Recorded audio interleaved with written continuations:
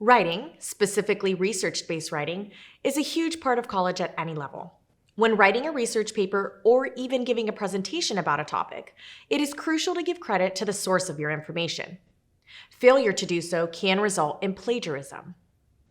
Plagiarism is the use of someone else's work without attribution, even if it is not intended. Of course, there are instances of intentional plagiarism when a writer knowingly uses text or ideas that are not their own. But in many cases, plagiarism is unintentional. Maybe you forgot to cite a source in the text of your paper, overlooked adding quotation marks around a direct quote, or used an image without indicating where it came from. Unfortunately, even honest mistakes can carry heavy consequences in a college setting, so it is extremely important to be thorough when using sources to write a paper. Let's discuss how you can prevent unintentional plagiarism in your own writing with some basic tips. 1. Avoid procrastination. Mistakes are often made when you are in a rush, and it's more likely that a writer will opt to copy and paste quotes in a time crunch, which can lead to more opportunities for plagiarism to occur. Having plenty of time to research, take notes, write, and revise your work will give you more time to develop a deeper understanding of the information. Taking the time to understand your research topic and material will help you to explain it in your own words properly or paraphrase, and becoming more familiar with your sources will help you identify when to cite as you write your paper. 2. Stay organized. Giving yourself enough time for the writing process will also help you to keep your sources and notes in meticulous order. Make sure you keep track of what information came from which source and note it.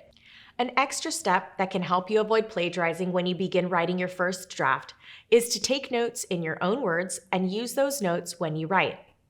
Doing this will not only aid in your understanding of your topic and material, but it will also prevent an overuse of quotes and help you paraphrase properly.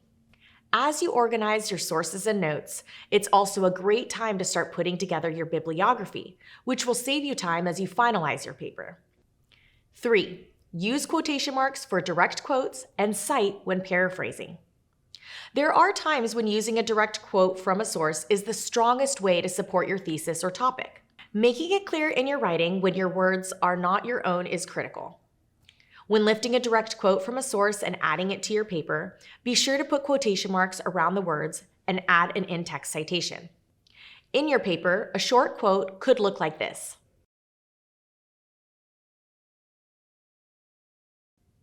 Or,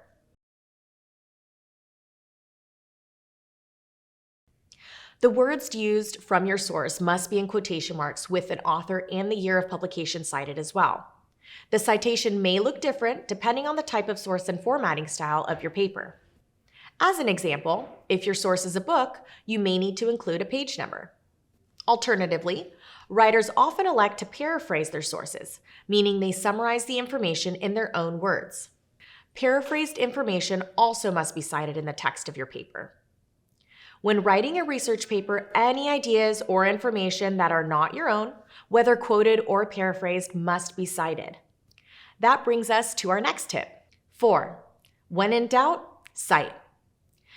When you've done your research and begin the writing process, knowing when to cite can sometimes be confusing, particularly when paraphrasing.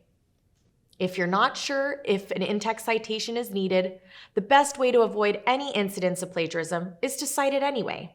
And to make sure you are citing correctly and your sources are listed properly on your bibliography page, use a formatting guide.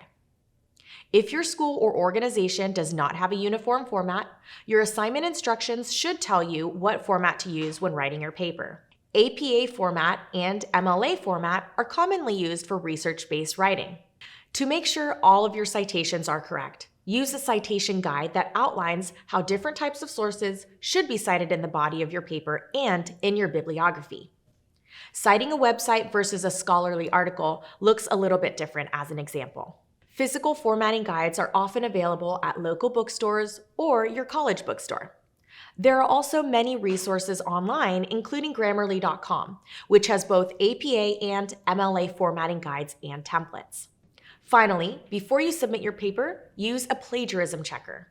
You've put in a ton of time researching and writing. Take some time for this final step to make sure your hard work receives the credit for the work you've done. Several websites, such as Grammarly.com, have plagiarism checkers available that will scan web pages and academic papers and notify you if any of the text matches something that is already written and help you to submit a 100% original paper. Some plagiarism checkers may also identify any grammar or writing issue you missed in the revision process. Whether you're a student or a writing professional, creating original work is of the utmost importance. Applying a few simple steps can save you a lot of time and headaches in the future. Thanks for watching, and best of luck in your future writing endeavors.